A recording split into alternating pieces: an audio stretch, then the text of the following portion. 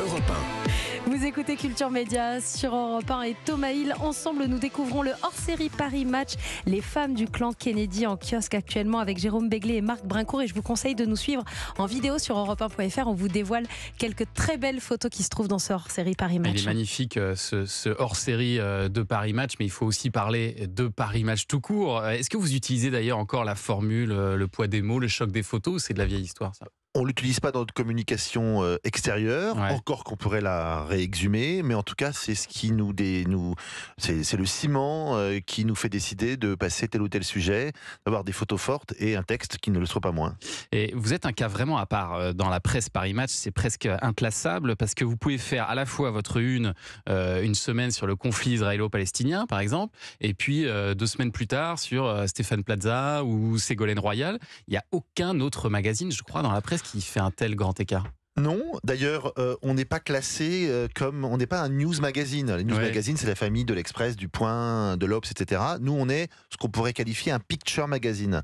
Sauf que comme on est les seuls en Picture France... voulant dire photo. Photo. Ouais. Comme on est les seuls en France, en Europe, et je crois que je peux même dire dans le monde, évidemment, on ne crée pas une famille à soi seul. Oui, c'est ça. Mais c'est ce qui fait l'ADN de Match depuis bientôt 75 ans et ce qui fait qu'on est un magazine très différent et on joue dans toutes les catégories à la fois à force de ne pas jouer dans une seule catégorie. Ouais, je regardais dans le dernier numéro, vous faites un papier sur Britney Spears et puis un reportage sur la guerre en Birmanie, dont on parle très peu, par exemple. Donc c'est vraiment tout est rassemblé dans le même magazine. C'est la ça vie- votre politique ? La vie, c'est ça. C'est-à-dire qu'il n'y a pas simplement les informations que l'on entend le soir au JT ou sur les chaînes d'information permanentes.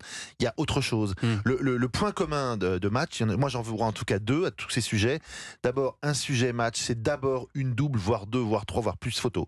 Donc il faut qu'il y ait une photo qui dise quelque chose, qui raconte quelque chose, qui nous prenne par la main, qui nous mette au milieu de l'histoire.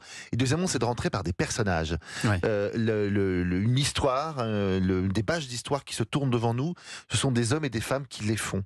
Donc on ne veut pas montrer quelque chose d'incarné, de déterré, mais il y a toujours un héros, une héroïne qui va nous aider. Alors pour la Birmanie par exemple, on voit ce soldat très jeune dont la tête dépasse d'une tranchée, son regard, son visage nous interpelle immédiatement.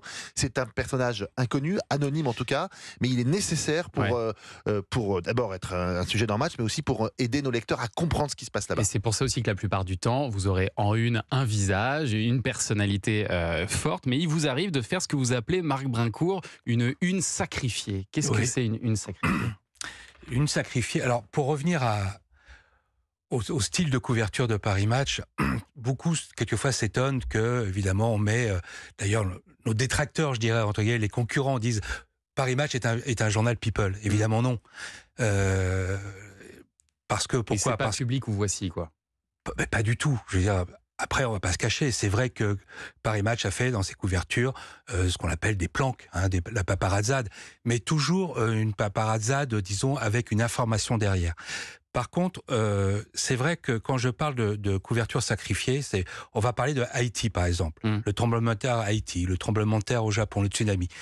On peut pas, cette semaine-là, mettre en couverture Stéphanie de Monaco. Je veux dire, le public comprendrait pas. Mais, par contre, on sait que cette couverture va moins bien marcher. Ça va moins se Pourquoi ? vendre. Ouais. Parce que Paris Match est acheté majoritairement par des femmes.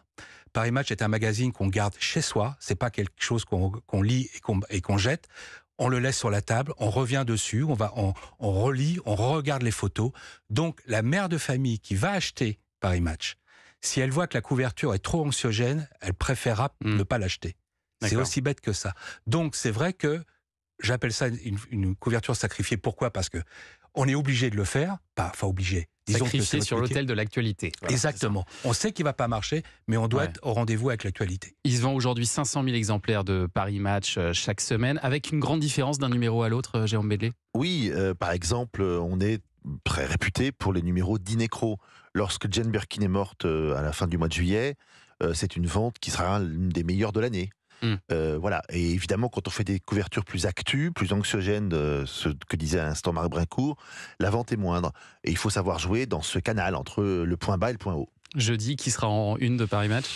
Alors, je vous l'ai dit, donc je peux pas faire un petit jeu, mais c'est un grand nom de la chanson française qui va avoir 80 ans ces jours-ci. Et qui vit en Corse. Qui vit en Corse, qui publie ses mémoires dans 15 jours. C'est Jacques Dutronc qui nous a reçus. On a une merveilleuse interview très amusante, très second degré, et des photos à mon avis jamais vues de lui.